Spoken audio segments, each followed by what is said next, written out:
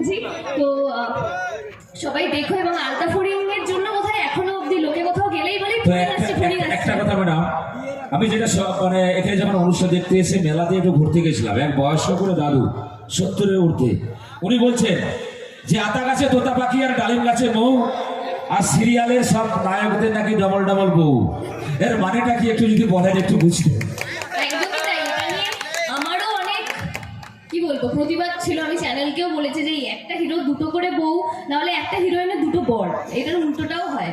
তো এটা আমার তো মানে খুব একটা পছন্দের বিষয় নয়, কারণ at the end of the day সিরিয়ালটা সবসময় টানা চলতেই থাকে, তো ওটার একটা বাড়িতে খুব প্রভাব পড়ে।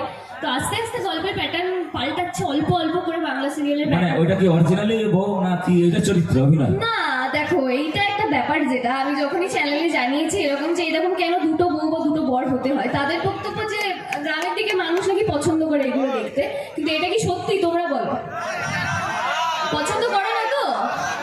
একদমই তাই। এবং এখন তো গ্রাম আর শহর সবার হাতেই ফোন আছে, সবাই অনলাইনে ওটিটি প্ল্যাটফর্মে দেখছে যারা। তো আমি এটা অবশ্যই জানাবো যে গ্রামের লোক মোটেই একটা বউয়ের দুটো বর আর দুটো বরের একটা বউ এইসব পছন্দ করে না।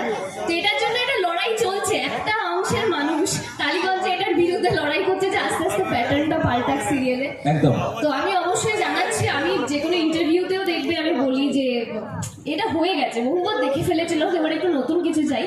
তো অবশ্যই তোমরা তোমাদের কাছে সেলফোন রয়েছে, অনলাইনে কমেন্ট করো, জানাও যে আমাদের আর এই ঘিসাপিটা জিনিস ভালো লাগছে না, এবার একটু একটা বউয়ের একটাই বড় হোক। তো আমি অবশ্যই জানাবো এবং তোমাদের কথা আমি পৌঁছানোর চেষ্টা করবো। একটা ছোট করে ডায়লগ হয়ে যায় না? একদম। তো